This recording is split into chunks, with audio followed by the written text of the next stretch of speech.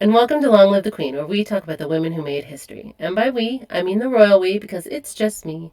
Today we're going to talk about Alexandra Feodorovna, the last Tsarina of Russia. One day we will be remembered. Usually it's just me, but not today. Today I have my friend Cristel with me. Hi, Christina. I'm so excited Hi. to be back. This is so much fun. We are going to do Alexandra Feodorovna, and I love her name. Alexandra was born the 6th of June, 1872 at New Palace. That was the name of it, New Palace. And it was indeed a new palace. Yeah, in Hesse, Germany.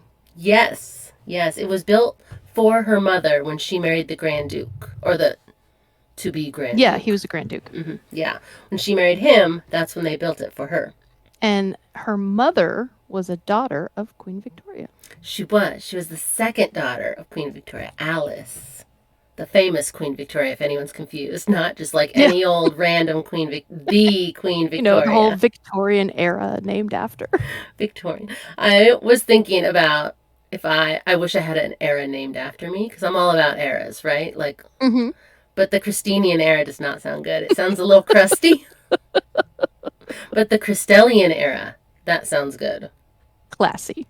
And when I typed for my notes, when I typed Christinian era, it told me that that was not a word. But when I typed Cristelian era, it didn't say that. Oh, that's weird. Autocorrect, whatever it is, agrees with me that you have a better era name. So maybe you've heard, but Queen Victoria married her kids off to all the powerful families in Europe. It was kind of a thing she did. Yes. Spread them around. Well, she had, how many children did she have? A lot. 9? I feel like it was like 9 or 10, yeah. Yeah. I'm going to say 8 to 10, but 9 is probably right.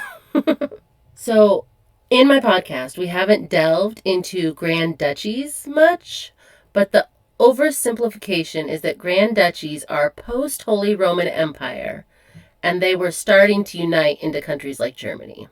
Okay. So that's kind of, I feel like we don't have a lot of grand duchies anymore. No. Maybe I just don't hear about them. Although in the cartoon Cinderella, Disney's cartoon, the guy who helps out the king, he was a Grand Duke. Yeah, because I think he was supposed to be the king's brother, wasn't he? Yeah, I don't know. I mean, I don't know. So in Russia, the brothers of the brothers of the Tsar are Grand Dukes.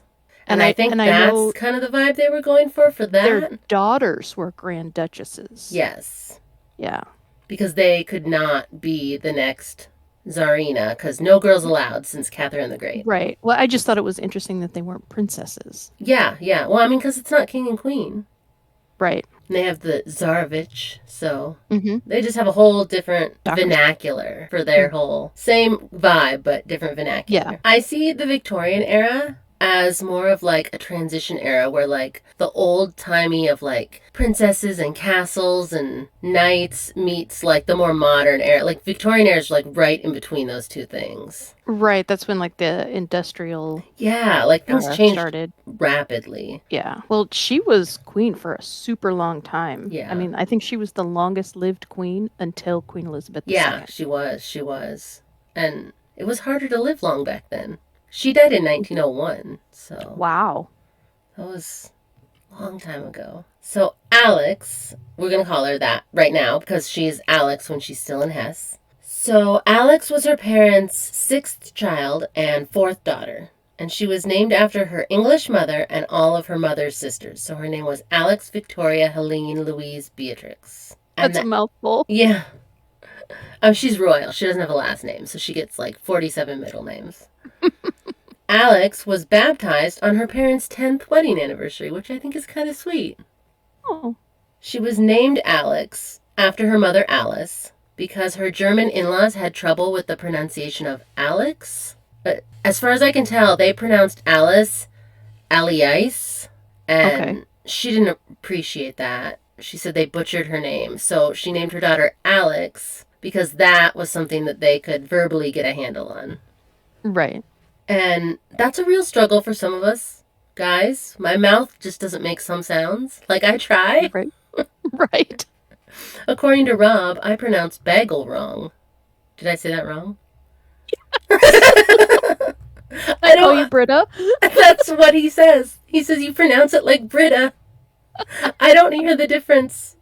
So even like English words, I have trouble with pronunciation. She was reportedly a happy child, earning her the nickname Sunny, which was still used later in life, even though later in life it didn't really apply as much as it did when she was a little girl. Yeah, she was kind of a melancholy lady. Yeah, but she had reasons. She had reasons. Mm-hmm. When Alex was a baby, her older brother died at the age of just 2.5 from hemophilia. Mm-hmm. He fell out of a window, which I feel like That's that right. could kill you even without hemophilia, Right. potentially. I mean, if you live in a palace or like the new palace, I assume it's pretty Mm-hmm. tall. Yeah. And it was starting to look like that was a trait that was running in Queen Victoria's family, hemophiliacs. Her son Leopold also had it. Mm-hmm. And Alex's brother, her grandson, had it.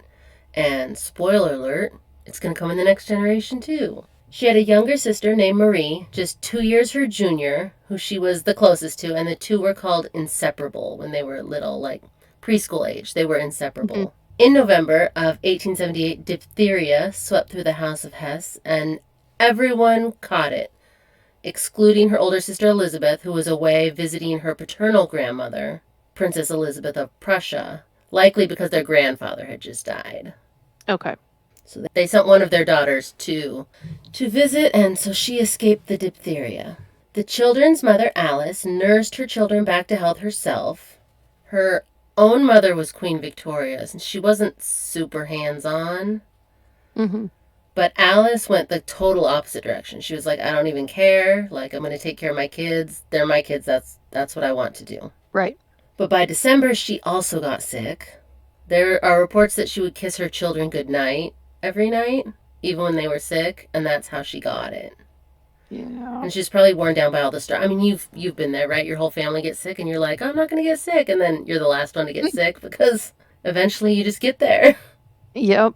Alice, her mother Alice, died on the 14th of December, 1878, when Alex was just 6 years old. And her sister Marie, her BFF, also died, and she was just 4. Yeah. And Alice died on the 17th anniversary of her own father's death, Prince Albert. Oh, So really? Queen Victoria was still, I mean, she stayed in mourning for Prince Albert her entire life. Right. And then 17 years to the day after her husband died, her second daughter died. And just 11 days before Christmas. So that's timing for you. So another Christmas of sadness. That's what I put in my notes.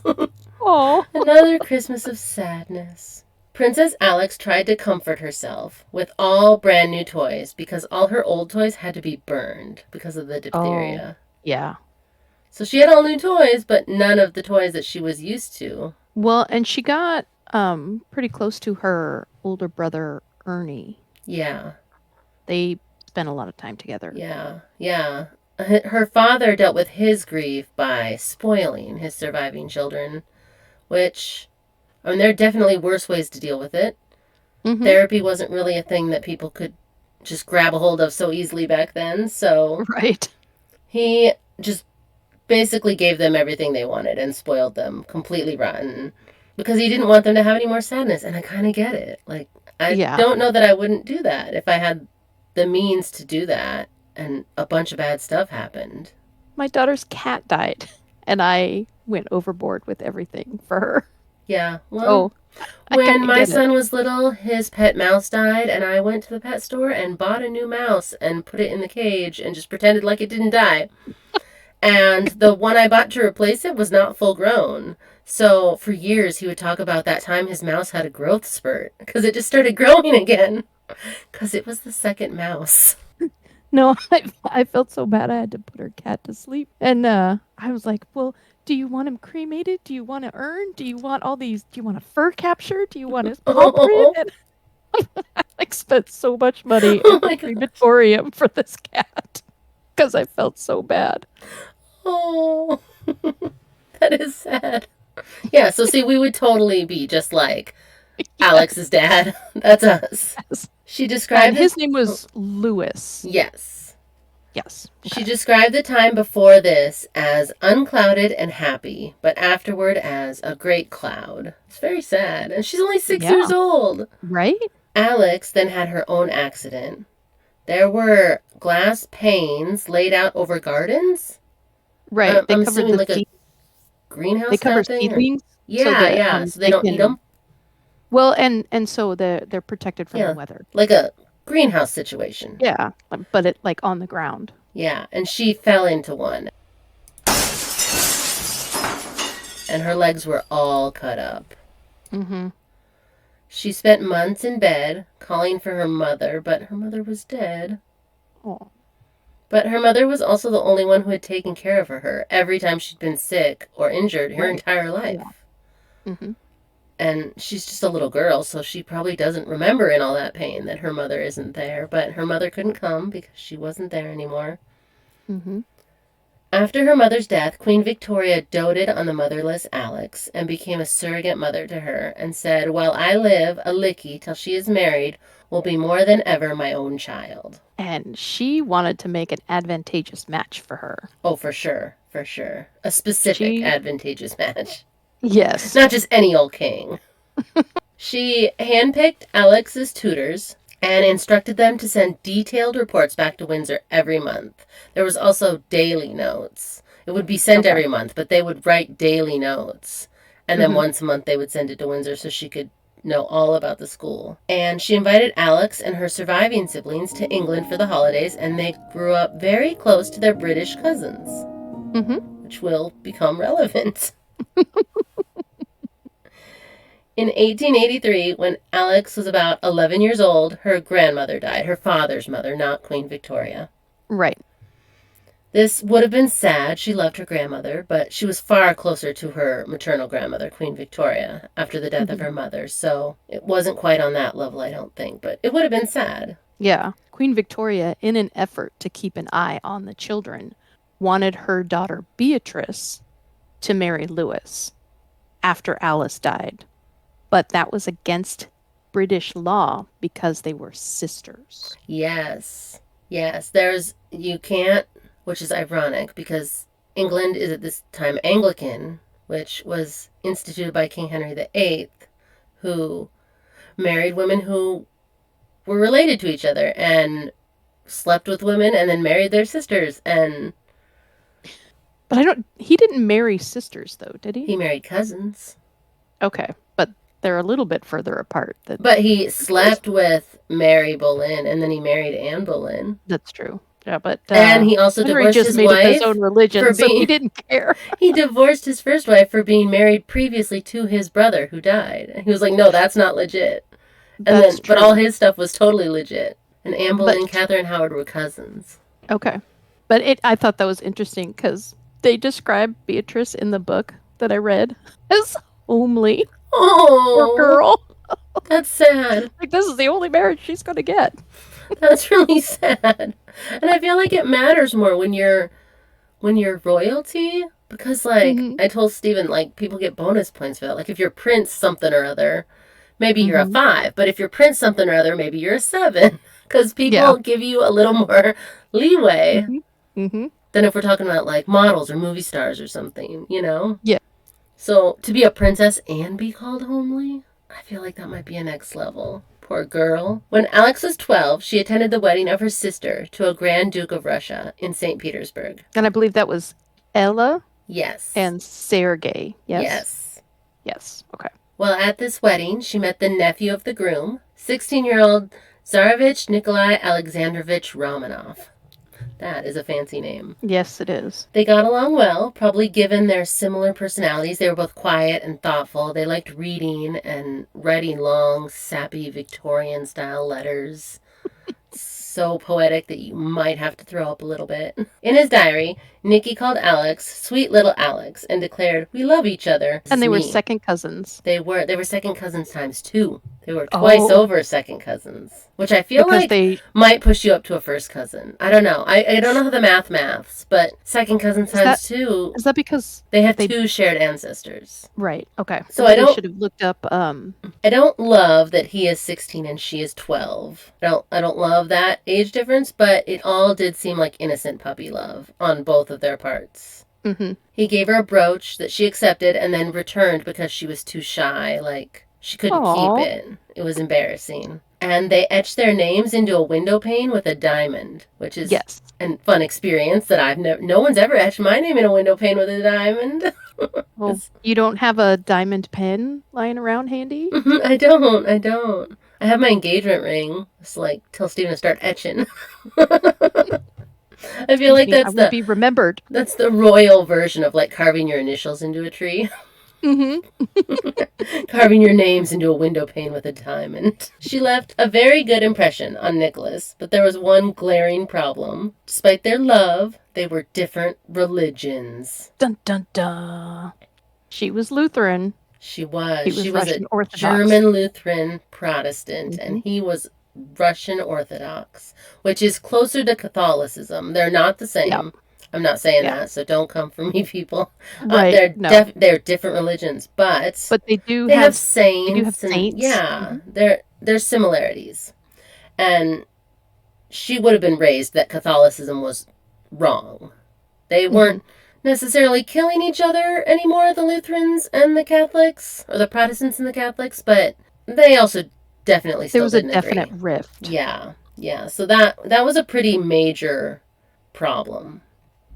Life moved on, and just a few years later, Alex was invited to England to celebrate her grandmother, Queen Victoria's Golden Jubilee.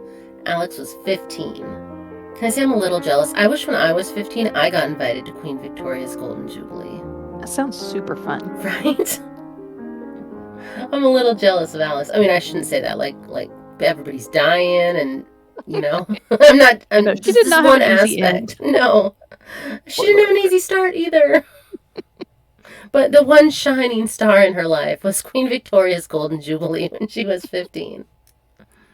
She was very close to her British grandmother and her British cousins, and it may have been around this time that her grandmother set her heart on her granddaughter Alex to marry one of her British grandsons. Eddie. Yes, it would be Alex's cousin, but Queen Victoria had been madly in love with her own first cousin, so what could go wrong? Right? Her Russian crush was also her cousin, times 2, so that seems to be her type. So maybe it would work. Well, how many other people is she meeting besides family? That's true. That's a good point. And like they're going to let her just marry a peasant. Right. She's related to all of Europe, and that's her grandmother's fault. Pretty much. Everyone in Europe is her cousin that's valid to be married to. 9 months later, Queen Victoria wrote to Alex's oldest sister, "My heart and mind are bent on securing dear Alicki for either Eddie or Georgie, who are respectively the second in line to the British throne and his brother, the future George V, both of whom were her first cousins." Victoria shot her shot, and in 1889 she invited her German granddaughter Alex and her English grandson Eddie to visit her at Balmoral. It was matchmaking time. And it sort of worked. 25-year-old Prince Eddie was super into 17-year-old Princess Alex. The feeling was not mutual. No. Not even a little bit. Eddie was in love and he proposed. Alex could be the future Queen of England. Alex hard passed. No thank you. Someone should have told Vicky that no means no, because she just kept trying and trying and trying and trying. She was Queen of England. She loved it. She wanted to get one of her favorite granddaughters, dare I say her most favorite granddaughter, with her in England. Well, the reason Alex said no was because Eddie was weak and he was not very intelligent. Yes, I heard that. And I heard that the way they said it was not even as nice as the way you said it. You said it very politely. She wrote to one of Alex's sisters that Alex should be made to reflect seriously on the folly of throwing away the chance of a very good husband, kind, affectionate, and steady, and entering a united, happy family. and a very good position, which is second to none in the world. So she meant business. And also, Yes. does she have to enter the family? She is the family. Right. This isn't entering the family. This is just, marrying your cousin. But if she had married him, she still would not have been Queen of England That's true.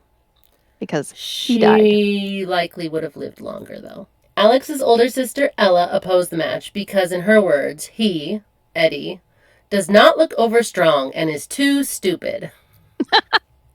That's what you were talking about earlier. She flat out was like, he is stupid. So Alex liked herself a brainy guy. And I'm going to be honest, I have a soft spot for the nerds. They make Yep. good husbands. I do. I'm married to an engineer. So. Exactly. They make good husbands. Meanwhile, in Russia, Nicholas was in his early 20s, and his father found him a mistress. A beautiful 17-year-old Russian ballerina. I feel like that's a little weird when your dad's just like, here, have this woman. But he was really trying to distract him from Alex. He was like, let's make him forget about this German girl. Maybe I can distract him with a pretty ballerina. The Tsar did not want Nicholas to marry Alex because she was not royal enough. Yeah. They didn't approve. And her family, funny enough, had the same argument about him, that he was like not good enough for her. So that's an awkward dynamic when neither family thinks the other one is good enough. Yeah. Alex wrote a letter to her cousin Eddie. She said, although it pained her to pain him, she only saw him as a cousin and could not marry him. So he'd been cousin-zoned. She wrote to Victoria that she would marry Eddie if she were forced by the family, but both of them would be miserable. Okay. So she was like straightforward, like, yeah, I'll do it if you make me, but it's going to suck for everybody. Yeah. Queen Victoria was crushed, but she also thought her granddaughter had shown great strength of character in refusing to acquiesce to such strong pressure. So she didn't agree with the decision, but she was like, props to you for being that strong, because everyone else would have caved. Everyone else caves to me, and she didn't. Yeah. Alex then went to visit her sister Ella in Russia, and Ella took after her grandmother Victoria. She also wanted her sister to come join her in Russia. So Ella and her husband started working on setting up Alex and the Tsarevich Nikolai. They skated together, met at tea parties, and played badminton. It's all very, like, sweet and childish and, like, puppy love. Cute stuff. Nicholas wrote in his diary, "It is my dream to one day marry Alex H. I have loved her for a long time, but more deeply and strongly since 1889, when she spent 6 weeks in Petersburg. For a long time, I have resisted my feeling that my dearest dream will come true." He was in love. Aww. It was noted by, I don't even remember who, it was noted by someone, that Ella will move heaven and earth to get Alex to marry a Grand Duke. Ella wrote to her brother Ernest, "God grant this marriage will come true." She wanted it so bad. It's like, I need another German in Russia with me. Queen Victoria wasn't done with Alex. She sent Prince Max of Baden to ask for her hand in marriage, and Alex was like, who is this stranger? I don't know you. Yeah. Both their families were like throwing other people at them, like it was like life depended on it, and like that is a poor choice of words, because kind of it did in the end. Well, so part of the problem was she was 19 and in her 3rd season. Yeah. So if you getting didn't up have there in the age. Yeah. If you didn't have a paramour after your 1st season, then everybody was like, oh. It's like when you put your house on the market and nobody makes any offers, and then you have to lower the price. Yes. So gross. The marriage market really is a good name for it. Back then. Queen Victoria did not approve of this match with the young Russian man. She already had one, and the British hated each other. Yeah, she already had one Russian granddaughter, and she didn't want a second one. She saw Russia as unstable and backwater, a bunch of thugs doomed to fail. And if Alex married Nikki, She would be the queen of Russia, a tough place to be if and when the Romanovs faltered. And Queen Victoria thought that they might, sooner rather than later. Things weren't going great. No. She wrote a lot of letters in which she stated how worried she was for what she expected her granddaughter would be exposed to in Russia. So she was concerned from the beginning. She was like, Russia isn't a safe place to be right now. I don't want her to go. Mm-hmm. In addition, Nikki's parents also did not approve of the match. It was one thing for the Tsar's brother to be married to a German, but the heir to the throne marrying one was too far. Unacceptable. Yeah. They really hated Germans. They did. And this was a German that, although she was a princess, she was a Grand Duchess, but she was a princess, her in-laws thought that she was far too lowborn to become Tsarina of Russia. Both families objected to the marriage on the grounds that the other person wasn't good enough for their child. That's interesting.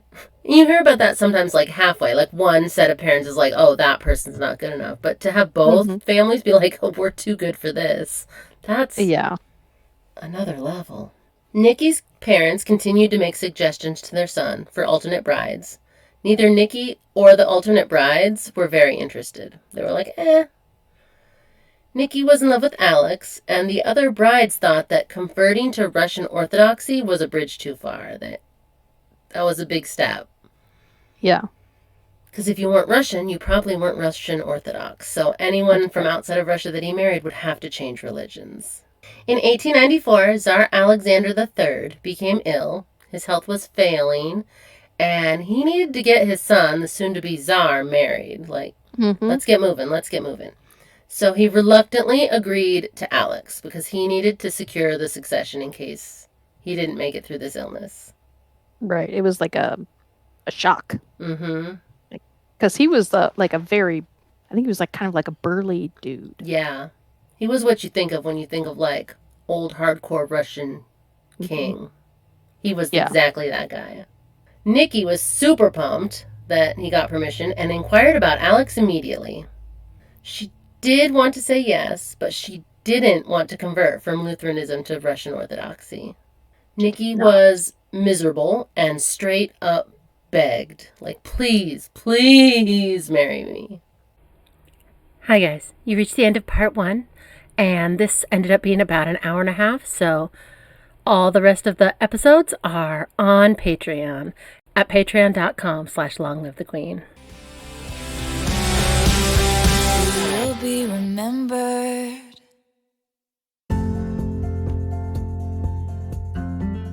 Thanks for listening.